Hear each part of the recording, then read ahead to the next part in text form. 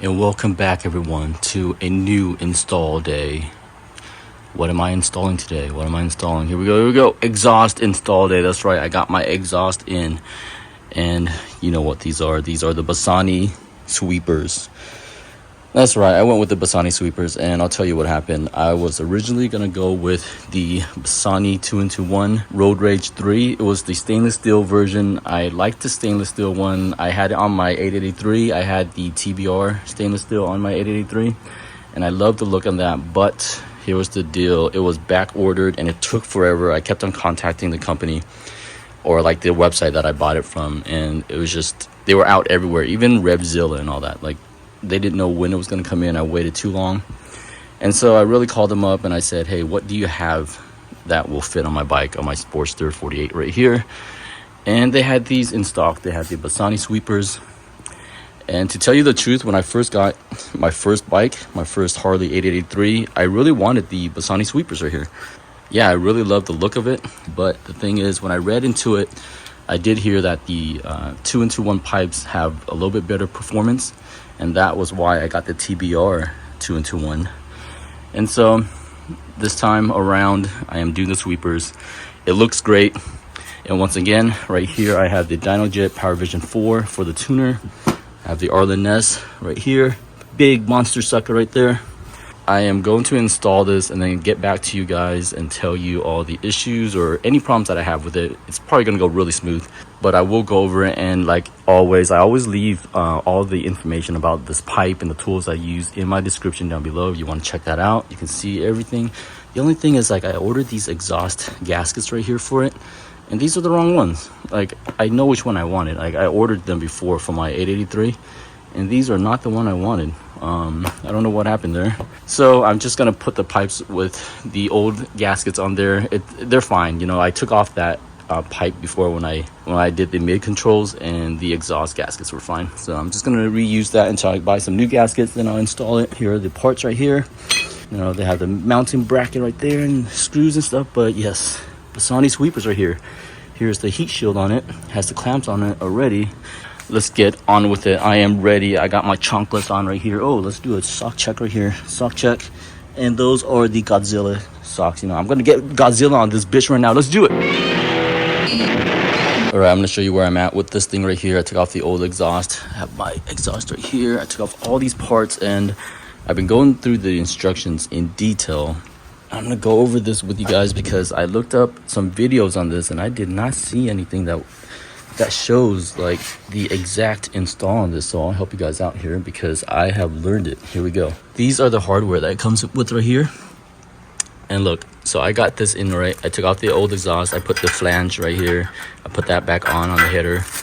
I put in the O2 sensor right here. Here's the O2, what is it, like nut for that, and then you put the O2 sensor in that. I did put Loctite on that right here, blue. I'll put this in the description. Everyone should have this Loctite. It's the blue. And then so I put that on. I screwed the sensor on. I only put Loctite on this one right here that it came with, the O2 sensor nut. So I put that on, and then it came with this hardware right here. So it comes with these O2 sensor plugs, and I'm guessing this is for exhaust that does not have O2 sensors because they are plugs. So I do not use this. I'm gonna put that to the side. It came with this bracket right here that we are going to install. I'm going to show you exactly how to do it. It comes with these two nuts right here. It has a spacer, and then it has a 5/16 by 3/4, something like that. And this bolt, the instruction I think is said to put the lock washer first and then the flat washer. So that's how I'm going to do it. Oh, I'm going to show you another way how to do these washers here, because I don't think a lot of people notice this. So you might wonder, which way do you put the washer on, right? Well, I feel the edges right here. If it's rough like that, then it goes in that way, and because this side would be smooth, you see. So the rough part goes on the outside like that because it needs to grip on. So here's the rough part right here, and it needs to grip on, right? So that's how you put on the washers. So that's the way I have it. And then let's look right here. So here's the deal. I think you can install it without this mounting bracket right here. This is for the old pipe, and so I'm going to remove this. But I think you can leave it on if you want to. It's just gonna look ugly. And so if you have the plate on like that back here, right, you can still put this. Here is the bracket for the exhaust. You can still just mount it like that, right? And that's the position that it goes. See how it's bent like that? So this is the position that it goes in there. And then you're gonna use the old hardware for this right here. Here's the old hardware from that. It goes in there like that, right? That's the old hardware. It goes in there. And then these bolts right here will go into here, and I believe it goes in the back like that and screws into the exhaust. And so yeah, if you do not want to take this off, but I'm gonna take it off. And what I did was, if you look at this right here, it just has 2 bolts like up on top and on the bottom. You just remove those, and they are the small ones right here, just like these right here. So you just remove those, and then you remove this big bolt that's on the bottom down here. So remove that. So you are keeping all of that. And so I'm gonna remove this right here, right? I'm gonna remove this, and then I use, here's the hardware that it gave us, the spacer. See how this is thicker? This is the thickest one. It's only one. And you put the spacer right here, right on this one, because think about it. When we remove this, there's gonna be a gap. You know, when we remove this bar right here, so we have to put a spacer. That's basically it. It's very simple. And I had to take off my my mid control right here because I guess if you have Ford ones, you know what? I think you have to take them off anyways, even if you have Fords, because this thing right here gets in the way. This bar right here, it has to come out. And this thing right here, look at it. It's like it's gonna get stuck in here like that, and it won't come out. So like you need all that room so that you can just pull it out. And so don't think that you can leave on your controls. Like I think you have to take off this bar right here to even pull this whole plate off, and then you get to this thing. So that is the deal right now. I am almost done. I'm just gonna do it real quick, and then I will get back to you guys. It's almost there. Can we skip to the good part? I am finally done. Look at this sucker. And geez, did this job take longer than my TBR exhaust install. This was super difficult. And I'll talk about the problems that I ran into, but I want to show you guys everything here. These are everything that came off of the bike. See that? That's all gonna stay off of the bike. The filter, the brackets right there, even right there for the throttle body bracket. This little bar on the bottom that holds the old exhaust. All these screws right here, right there. And then I'm gonna show you the tools that I used, because this is everything that I needed. I could not work on this without all of these tools right here. So you need, you know, your Allen bits right here and Torx bits. You need both. And I'm gonna show you right here. The Allen bit is the 5/16, and this is a 3/16 right here for the Allen. And then you have a T27 for the Torx. So you definitely need those. Like I needed this long ass extension too for my ratchet to get into tight spaces, and then 14 millimeter, 1/2 inch. You need a screwdriver. Look, I needed this right here for my exhaust to like get into that crack. It was way too tight in there, way tighter than my TBR, and so definitely need that. And then this, it has a 1/2 inch on here for the ratchet. You also need a 14 right there, 14 millimeter. And then oh, you know what? I always drop screws here and there, and I lose it, and I lose it right inside the bike into the crack right in there. And so I needed this thing here, and I'm so glad I bought this a while ago. It's a little magnet, you know, it just hooks on, and I get right into that crack. I wiggle it around, and boom, it latches on. And that's what I dropped, the exhaust nut. And it took me forever trying to find it, and I was like, maybe it's in the bike. And I just searched around in there, and it found it. So I definitely needed that. And then, you know, you need Loctite. This sucker right here took me so long to figure out. This stupid little, for the intake, the big sucker, monster sucker thing. I did not know how to use this thing. I had to look up a video, and apparently, so to use this little pen thing, you see this dot right here? It tells you to put your finger on it and crush it, and then it's gonna crack open and liquid comes out, and then you use that on the big sucker intake over here. That's what glued it on to this thing right here. So I had to put that all around it. And Jesus, did it take forever to figure that out. I'm like, look at what it says right here. It says crush at dot. I mean, just say 2 fingers over and crush this bitch or something. I don't know. It was just so confusing. I didn't know what they meant. When it said crush that dot, I thought it meant this dot right here. So I was like pushing down on it so hard. I'm like, nothing's happening. Anyways, kind of difficult stuff. Here's my torque wrench right here. I'll leave all this in the description if you want to look it up. I have the Bike Master torque wrench, so it definitely helped a lot. Got to torque that stuff down. And so yeah, let me go and you know, I need to set up the tuner right now. I put in the tuner over here in the back here. And so here is the Dynojet tuner, plugged it in. And so I just got to install my map right now and turn this sucker on. So let me do that. People, take a look at this. Seriously, take a look at this monster right here. People. Oh my gosh. It's every angle. It's amazing. Every single angle.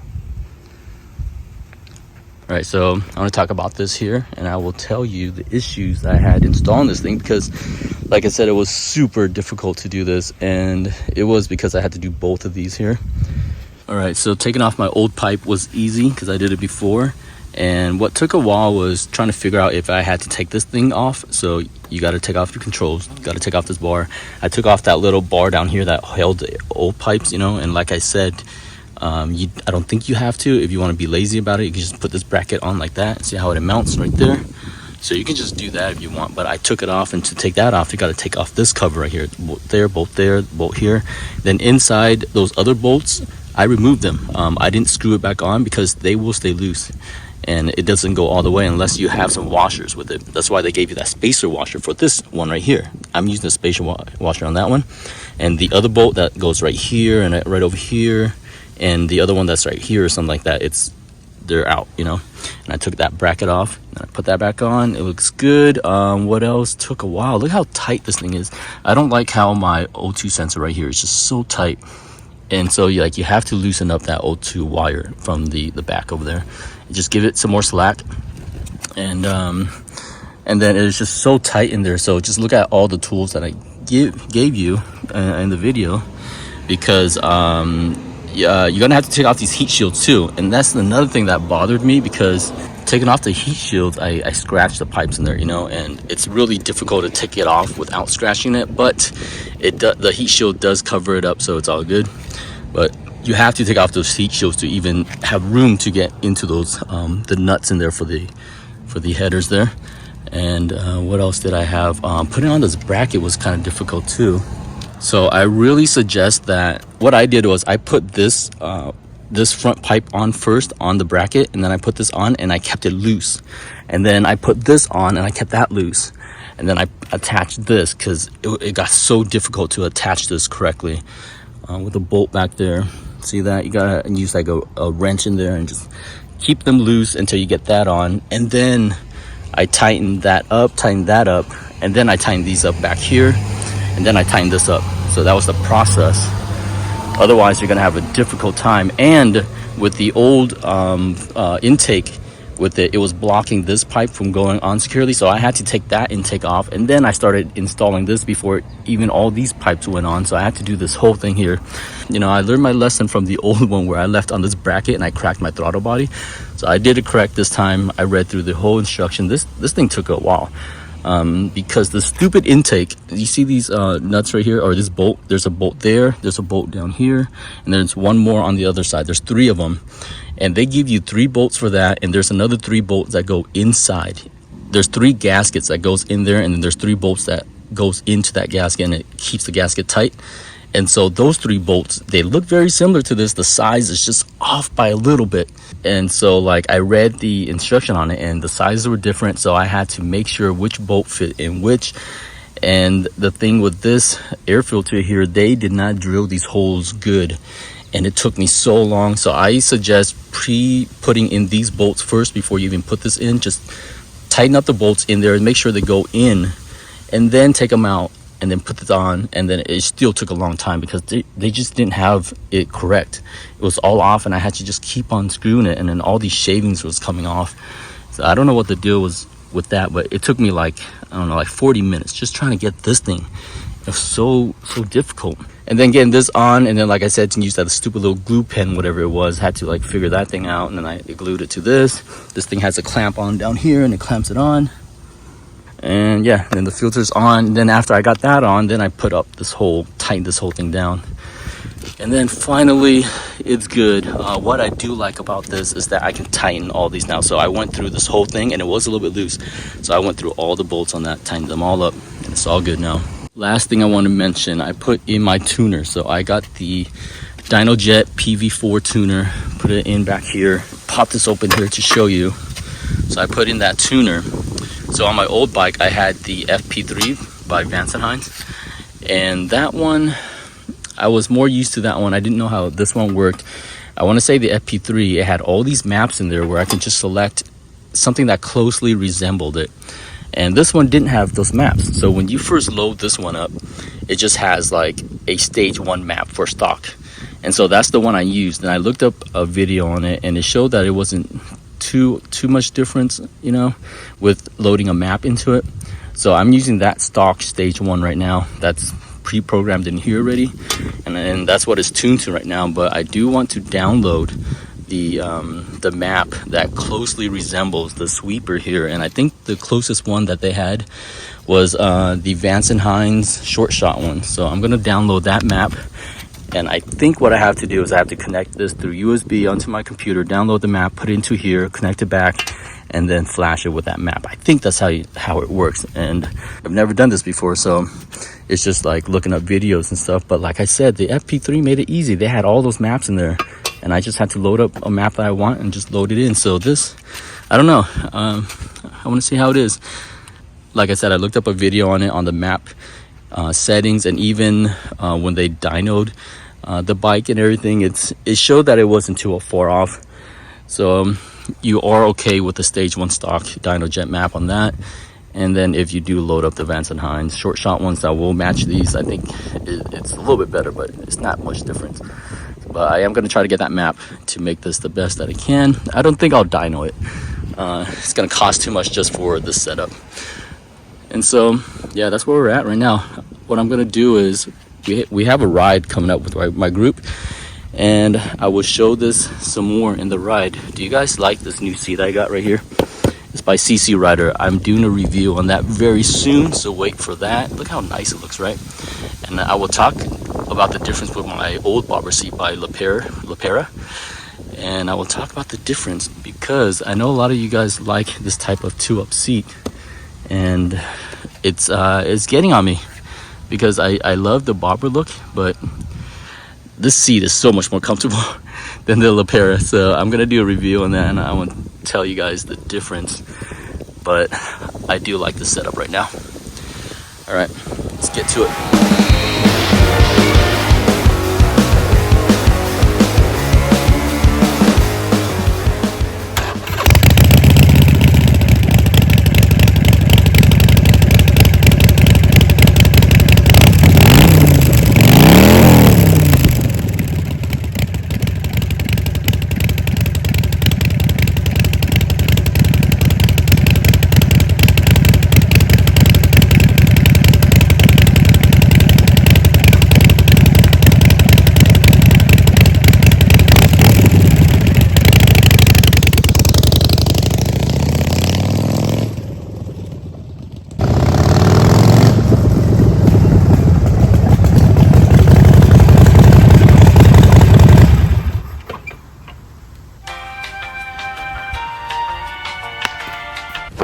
Emotional damage.